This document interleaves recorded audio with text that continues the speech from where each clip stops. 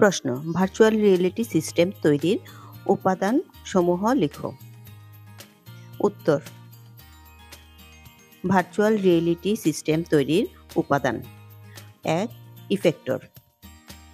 Effector হলো বিশেষ ধরনের ইন্টারফেস ডিভাইস যা ভার্চুয়াল রিয়েলিটি পরিবেশের সাথে সংযোগ সাধন করে, যেমন মাথায় বসানো ডিসপ্লে, গ্লোভ, পোশাক ইত্যাদি। পরিধান করার মাধ্যমে ভার্চুয়াল রিয়েলিটিতে বাস্তবকে উপলব্ধি করা হয়। 2. Reality simulator. রিয়েলিটি সিমুলেটর হলো এক ধরনের হার্ডওয়্যার যা ইফেক্টরকে সংবেদনশীল তথ্য সরবরাহ করে, যেমন বিভিন্ন ধরনের সেন্সর, অডিও বা ভিডিও প্রসেসিং ডিভাইস, চাপ ও তাপমাত্রা নিয়ন্ত্রণের জন্য বিভিন্ন ধরনের ট্রান্সডিউসার ইত্যাদি। 3. অ্যাপ্লিকেশন।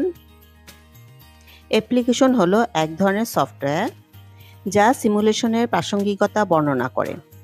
অপারেটিং সিস্টেমের উপর নির্ভর করে বিভিন্ন ধরনের অ্যাপ্লিকেশন সফটওয়্যার দেখা যায়, যেমন ইন্টেল প্রসেসর নির্ভর পিসির জন্য